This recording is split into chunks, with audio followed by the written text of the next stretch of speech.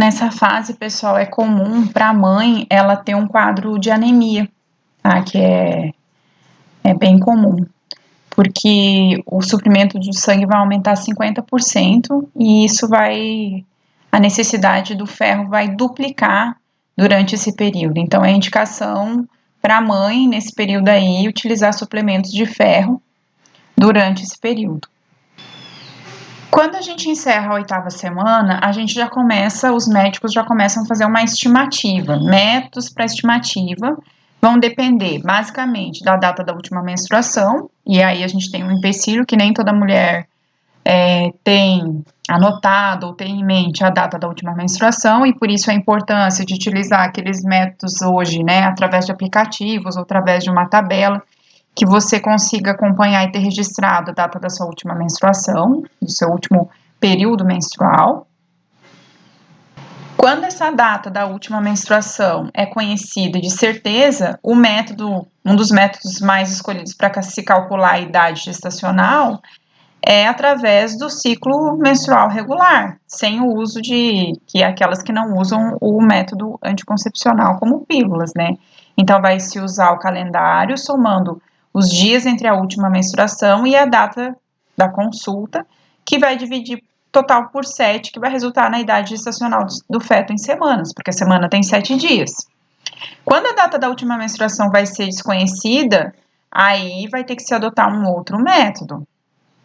Aí a gente já vai passar a fazer uma estimativa a partir, né, da data do período da menstruação, com a idade gestacional vai ser através de exame clínico. Então, não é a mesma coisa quando a mulher sabe e quando a mulher não sabe a data da última gestação. Os médicos gostam de estipular a idade fetal medindo o comprimento vértex da nádega. O que é um comprimento vértex nádega? É lá da cabeça até a base da bunda da criança, tá? Isso eles conseguem determinar através de ultrassom. Na próxima figura a gente vai ver uma previsão, tá? Que é feita por SDC.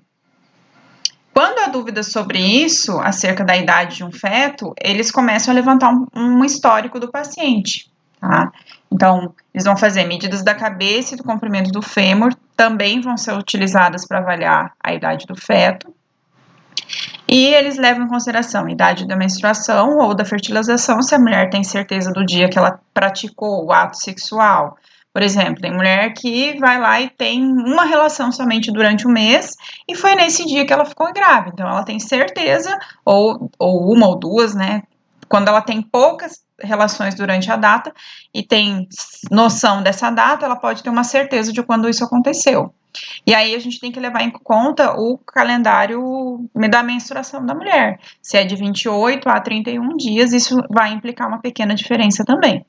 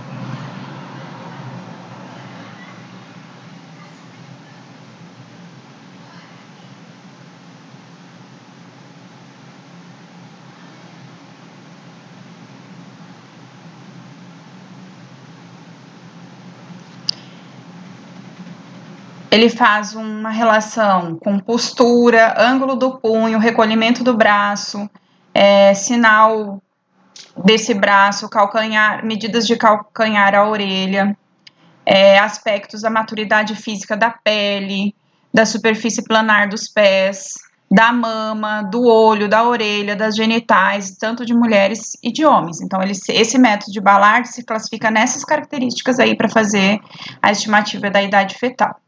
Então, mostrando para vocês aqui as medidas de CRL ou CCN, tá? Então, ele vai pegar aqui do onde eu tô mostrando o cursor do mouse, aqui de cima, da base da cabeça, até o final aqui da base da região da bunda. Por que que não pega dos pés? Porque geralmente os pés estão na curvatura nesse formato de C aqui, entre cabeça e pés. Então, ele não consegue pegar daqui até aqui. Então, é mais fácil eles fazerem essa estimativa em linha reta aqui e fazerem um cálculo. Então, a idade fetal, ele é separada por trimestres, a gente vai ter 3 trimestres. O primeiro trimestre, todos os sistemas vão entrar em formação. No final do segundo trimestre, o feto vai poder se desenvolver, vai poder nascer prematuro, né? A gente tem casos de gestações que são interrompidas ali a partir do 6º mês. É muito difícil quando o nenê nasce antes desse período, porque ainda a gente não tem todos os sistemas formados. E o último trimestre, na 35ª semana, o feto vai atingir um marco importante, vai pesar aí cerca de 2,5 kg, e esse valor vai ser definido para ver o nível de maturidade fetal. Então, esse CRL ou esse CCN, ele é utilizado até o final do primeiro trimestre.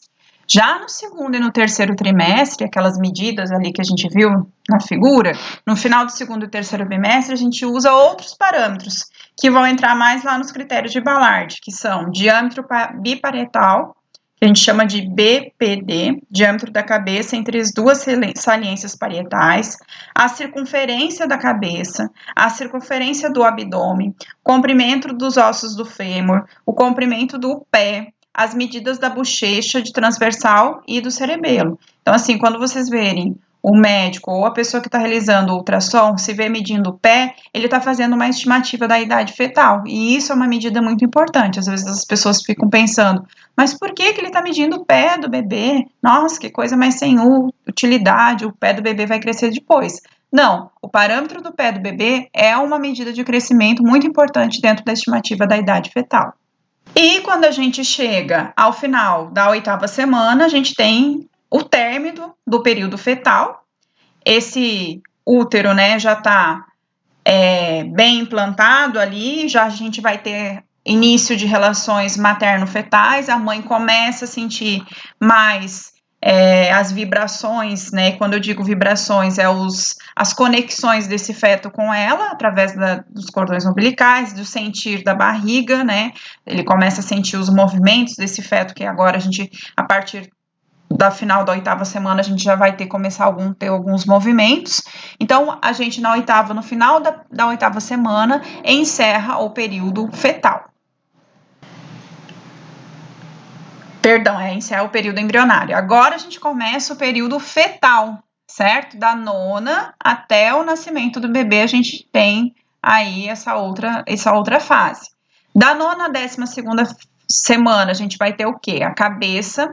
No início da 9ª semana, a cabeça vai corresponder à metade. Se vocês olharem nas duas figuras aqui, vocês podem olhar e delimitar. Mais ou menos metade do corpo é a cabeça. Isso é completamente normal. Tem muita gente que se assusta quando fazem imagens ou faz ultrassom e fala, nossa, meu bebê vai ser cabeçudo, ele tem alguma anomalia. Não, é completamente normal. Na 9ª semana, a cabeça corresponder à metade do tamanho do corpo do feto. E a aceleração do crescimento do corpo vai começar a partir disso. Ao final lá da 12ª semana, o CRL, a medida do comprimento do feto vai exceder o dobro. Assim, a cabeça ela vai ser bem desproporcional. Então, com 9 semanas, a gente vai ter formação de pernas. Aqui onde eu estou passando o mouse, ó. A perna e a coxa, elas vão ser bem pequenas, desproporcionais ao tamanho do resto. Os órgãos genitais já vão começar uma diferenciação, a face vai ser larga, os olhos são bem separados, as orelhas a gente não enxerga, elas têm implantação, mas é mais interna do que externa. As pálpebras são fundidas, a gente não enxerga esse piscar de olho ainda do feto, tá? Ele fica como se estivesse sempre de olho aberto, porque as pálpebras estão fundidas. No final da 12ª semana, a gente vai ter os centros primários de ossificação do esqueleto se formando, né? É mais evidente. Os membros superiores vão quase alcançar o comprimento final relativo. Os membros inferiores ainda vão continuar muito mais curtos do que em relação aos membros superiores, é muito normal. A genitália externa das meninas já vai estar madura, de meninos e meninas, ali foi um erro de digitação.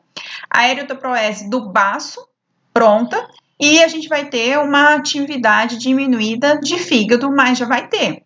E o feto vai produzir urina, pessoal, tá? Embora ele esteja dentro da barriga da mãe, ele recebe toda a nutrição via cordão umbilical e ele vai ter urina, sim. Não é ter uma preocupação.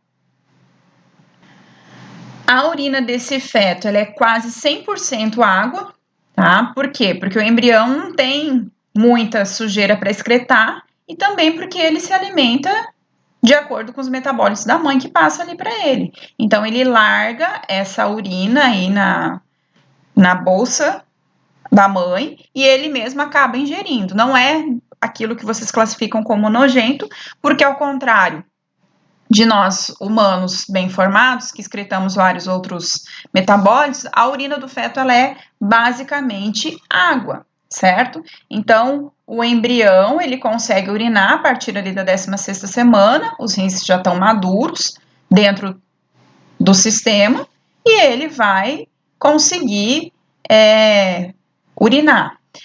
Outra coisa também, ele produz suor, assim como a gente produz suor, ele também vai produzir o suor, só que como a urina, o suor dele é basicamente água, tá? Então não tem que ficar se preocupando. Uma coisa que tem que se preocupar é o chamado mecônio. Mecônio é as primeiras fezes dos bebês, dos fetos, né? Dos bebês quando nascem já, porque o bebê nasce, ali até as 24 horas, ele vai evacuar uma substância que a gente chama de mecônio, que são as primeiras fezes do bebê.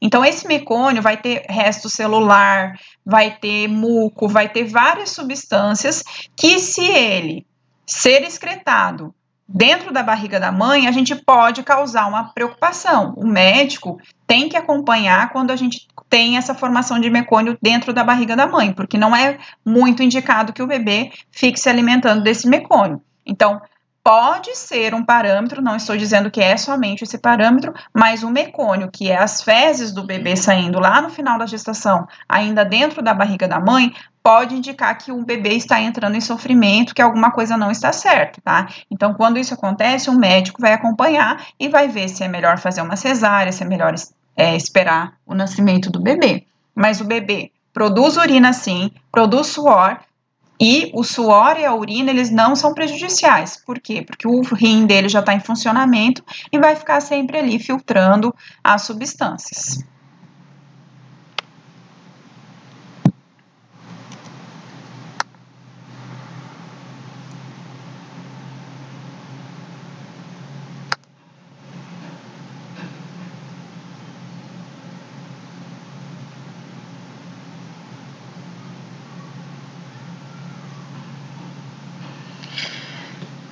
Entramos agora, então, na 13ª a 16ª semana, onde a gente vai ter um crescimento muito rápido nesse período, cabeça relativamente menor em relação ao corpo, se comparada lá com a 12ª semana. Os membros inferiores agora vão começar a se alongar. A gente vai ter movimentos mais coordenados, mas ainda imperceptíveis pela mãe, mas se a mãe fizer um ultrassom ali, ela consegue verificar mais movimentos, né, desse feto. A ossificação do esqueleto vai se iniciar nesse período. A gente tem agora movimentos lentos dos olhos, as pálpebras começam a se desgrudar.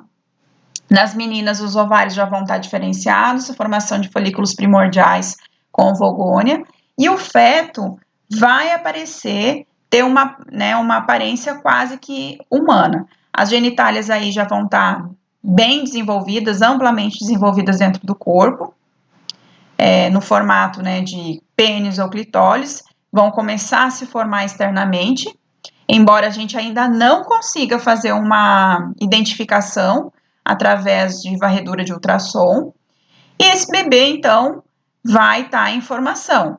Os dedos do pé, eles vão começar agora a se separarem, mas eles ainda têm como se fossem de sapos. Não sei se vocês já viram de sapos, os dedos são em formação, mas tem uma membrana entre os dedos aí. Então, para mostrar para vocês aqui, da 15ª à 16ª, o bebê já não tem mais aquela membrana dos dedos, já começa a sugar o polegar, a pele bem fina e transparente. A gente tem formação aí de lanugo. O que são lanugos? São pelos curtos, finos e bem macios e sem pigmentação que vão cobrir o corpo do feto durante a gravidez. A gente só enxerga eles, né, através, são esses pequenos pelinhos que eu tô passando aqui onde tá o mouse, tá? Só enxerga eles através de um exame muito delicado e que tem uma ampla resolução. Esses pelos aí vão desaparecer lá pelo 7º, 8º mês da gestação, tá? E alguns nascidos nascem com alguns pequenos lanugos, mas eles caem depois. Então, a mãe vai começar a perceber essa movimentação fetal, a genitália já está externa a partir da 15ª semana e já vai ser reconhecida a partir de uma ultrassonografia. Vejam aí a diferença, a gente estava falando ali de 13ª e já não tinha, ainda não tinha reconhecimento de genital, agora a gente está falando de 15ª, numa relação de 2 semanas, essas genitálias externamente já ficam amadurecidas e a gente já consegue reconhecer. Então, essa figura aí é só para ilustrar para vocês, olha como muda o formato do corpo ali, de 9 semanas, 12 semanas, 16 semanas que a gente está aqui, até lá para o final, quando a gente vai encerrar o período. Então, aqui a gente tinha um pescoço muito alargado, né, uma cabeça com formato muito grande, não tinha ainda um reconhecimento de genitálias, encurtamento dos membros inferiores. Aqui na 12ª semana, esses membros inferiores já se esticaram, os braços estão bem formados, a gente teve um estreitamento do ângulo do pescoço, uma diminuição dessa cabeça. Na 16ª, uma diminuição ainda mais da cabeça, órgãos bem formados, braços já formados no tamanho que vai nascer e as pernas também já num formato mais adequado do formato que vai nascer. Entramos agora na 17ª, 20ª semana, a velocidade de crescimento diminui um pouco. O bebê dentro da barriga da mãe, o feto, né, tá se tornando mais ativo no ventre, dentro dessa mãe aí. A mãe sente mais as primeiras vibrações da barriga. Ele vai pesar aproximadamente 150 gramas e ele está crescendo rapidamente. A gente tem um aumento do peso e vai ter um aumento também no comprimento lá da CRL. Os membros inferiores atingem suas proporções relativas finais. A mãe pode sentir a ponta dos pés desse feto.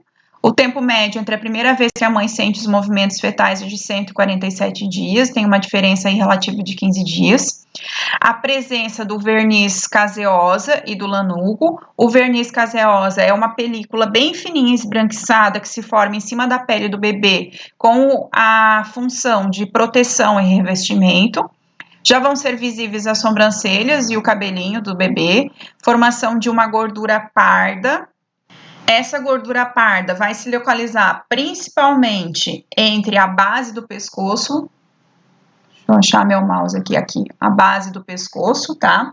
Ela tem uma função de produção de calor pela oxidação de ácidos graxos, certo? Então, ela se forma principalmente nesse lugar aqui.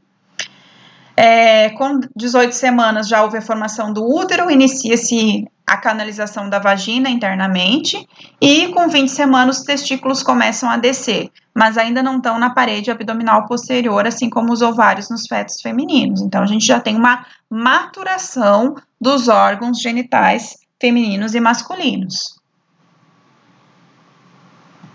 Então, só para vocês visualizarem aqui, as feições humanas já estão quase completas. Quando vocês fazem aquele ultrassom em 3D, já dá para visualizar de maneira bem efetiva, tá? o verniz caseoso se desenvolvendo, que é essa película branca que nasce nos recém-nascidos, e assim, os médicos, quando nascem, não retiram todo esse verniz caseoso, porque ele tem a função de hidratação também. Tá? Esse bebê já começa a ter soluços dentro do ventre da mãe, ali dentro do abdômen da mãe, e ele tem aqueles momentos de dorme e acorda, ou seja, tem momentos que ele fica quietinho, que ele não se mexe, que ele não tem movimento nenhum, e tem movimentos que ele fica mais agitado, principalmente quando a mãe está com fome ou quando a mãe está comendo, esses movimentos são mais agitados. Passando para a 21ª, a 25ª, quando acabar a 25ª, a gente vai ter o fechamento dos 6 meses de gravidez. Então, nesse período da 21ª a 25ª, a gente vai ter um peso substancial, ele vai ser magro, ele só vai ganhar peso, mas já vai estar bem mais proporcional. A pele vai começar a ficar enrugada e vai variar do rosa ao vermelho, porque a gente tem uma maior irrigação dos capilares, a gente consegue visualizar essa irrigação de maneira mais efetiva. Com 21 semanas, os olhos já vão se movimentar rapidamente. A gente vai ver pestanejos eventuais de sustos. Com 24 semanas, os pneumócitos do tipo 2 das paredes interalveolares do pulmão já vão secretar substâncias, como, por exemplo, surfactantes. As unhas já vão estar presentes e formadas no final desse período.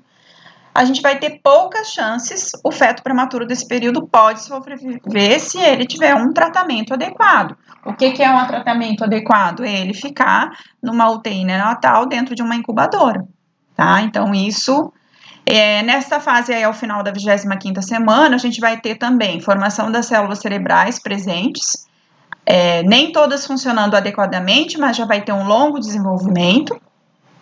A mãe vai poder observar alguns traços do bebê, quando ele fica muito agitado, quando ele ouve música, quando ela fica conversando com ele ou com outras pessoas, esse período ele pode ficar um pouco mais agitado, se mexer um pouco mais de número de vezes, ou então ficar mais quieto, né? Tudo depende da personalidade do bebê, vamos se dizer assim, se a gente já pode chamar que ele tem uma personalidade.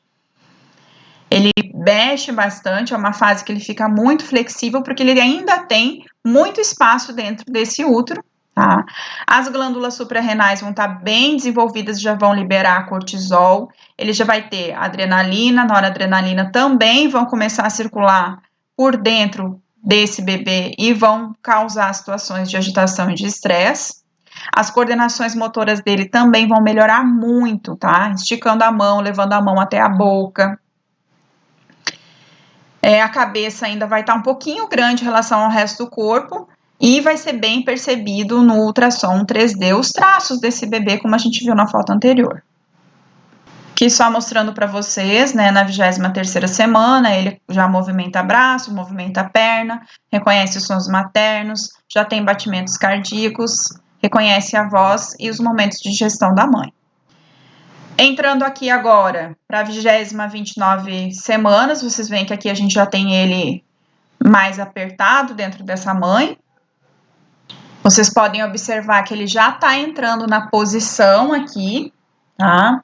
Para vir ao mundo. Então, lá no final da 29ª semana, ele já começa a se direcionar, que é o que a gente vai dizer que é a 7ª semana, lá na 29ª semana, 7º mês, perdão. E ele já vai ficar se posicionado, geralmente de cabeça para baixo no útero, que ele vai permanecer assim até o parto. Ah, professora, mas o meu bebê não encaixou nessa semana. Isso é muito variável, mas na maioria dos casos isso acontece no final da 29ª semana. Nesse período da 26ª à 29ª, os pulmões vão ser capazes de respirar ar, então eles podem sobreviver se nascer prematuramente, recebendo os tratamentos intensivos, é claro. O sistema nervoso já ficou completamente amadurecido, já é capaz de controlar a temperatura corporal e os movimentos respiratórios, então a gente já tem pulmões também desenvolvidos. Os olhos vão reabrir com a 26ª semana. Os cabelos e os lagunos, que são os pelos do corpo, bem desenvolvidos, unhas bem visíveis, rugas vão desaparecer devido à formação do tecido subcutâneo. A gordura branca vai chegar a 3,5% do peso desse feto. A gente vai ter desenvolvimento do baço fetal, e ele vai ser o centro da hematopoese dele mesmo. Agora ele deixa de depender da hematopoese da mãe. Com 28 semanas, a eritropoese vai passar pelo baço e pela medula óssea, então a gente vai ter desenvolvimento desse sistema da eritropoese.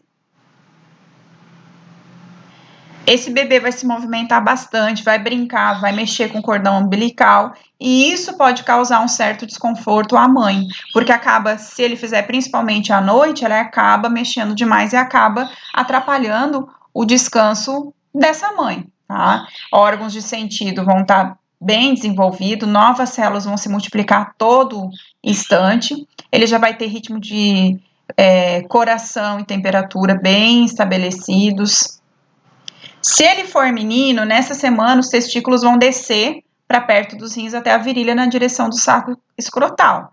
No caso das meninas, o clitóris vai ficar um pouco saliente, porque ele ainda não foi coberto pelos lábios vaginais, e isso vai acontecer lá nas últimas semanas de nascimento.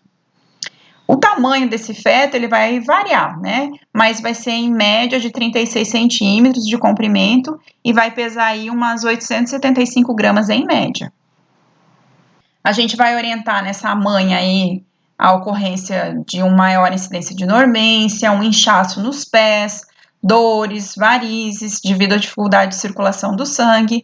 E aí o médico pode orientar a utilizar uma meia elástica, elevação das pernas por algum tempo durante o dia, sapatos mais confortáveis, realização de caminhadas leves, evitar essa mãe ficar muito tempo em pé. O colostro, que é o primeiro leite produzido, pode sair do peito da mãe e vai ter um espectro bem amarelado. E em algumas mulheres, a gente pode ter um aumento da secreção vaginal. Essas estabilidades aí, essas alterações na mãe vão começar a acontecer por conta, algumas começam a ter, inclusive, contrações, são dores mais curtas, e elas são conhecidas nesse estágio como contrações de Braxton Hicks, que vão, então, preparando o útero da mãe lá para o momento do parto. Então, aí uma figura para vocês, aqui ele não está encaixado, tá? Ele está de 28 a 29. Se ele não encaixar, também não precisa entrar em pânico, ele vai encaixar em algum momento, tá? A grande maioria encaixa aí no final da 29ª semana. Os olhos completamente formados, como vocês podem ver aqui, pelos, tá? Ele reconhece a voz, torna-se sensível à luz, gosto e cheiro também. Da 30ª à 34ª semana, ele tem um reflexo pupilar à luz, ele abre olhos quando tem luz, a pele bem rosada e lisa, os membros superiores e inferiores vão exibir um aspecto mais gordinho, com dobrinhas, a gordura branca dele vai ser cerca de 8% do corpo. Se houver um nascimento prematuro na data, a gente vai ter que fazer uma relação data-peso para verificar a estimativa da semana. A gente diz aí que a chance de sobrevivência dos bebês que nascerem nessas semanas aí são de 90% de chance de sobrevivência. O sistema nervoso central e imunológico estão amadurecendo, os pulmões já estão desenvolvidos, a audição é quase que 100% desenvolvida, tá? Então ele consegue escutar. Ele vai gostar mais, geralmente, de sons agudos, principalmente vindos da voz da mãe. A gente já tem pigmentação da íris nos olhos se desenvolvendo. E é esse desenvolvimento da íris aí que é o motivo que alguns bebês nascem com os olhos claros e depois escurecem, porque eles só vão ter a cor definitiva dos olhos depois de alguns meses. Então, às vezes, o pessoal fala, meu filho nasceu com olho azul, depois ficou escuro. É muito normal isso. Se for menino, os testículos já começaram a descer. Pode acontecer eles não descerem os dois juntos, tá? Entrando aí na 35ª e 38ª semana, os fetos vão segurar com firmeza e vão se demonstrar orientados para ir em direção onde tiver luz. Sistema nervoso suficiente maduro, os rostos bastante redondos. Na 36ª semana, a circunferência da cabeça e abdômen são aproximadamente iguais, então eles são largos. Costumam atingir um comprimento de 360 na CRL, vão pesar em média 3,400 gramas, chegando a 16% de gordura branca depositado naquela região de pescoço. Meninos, em geral, tendem a pesar mais que as meninas e crescerem mais depressa. No final da gestação, a pele vai ficar branca ou rosa azulada, o peito é proeminente, as mamas são mais salientes em ambos os sexos. É normal, tanto bebê masculino como feminino, nascer com as mamas bem mais salientes. Aí, para mostrar para vocês, ó, ele já tá com um formato mais rechonchudo aqui, né?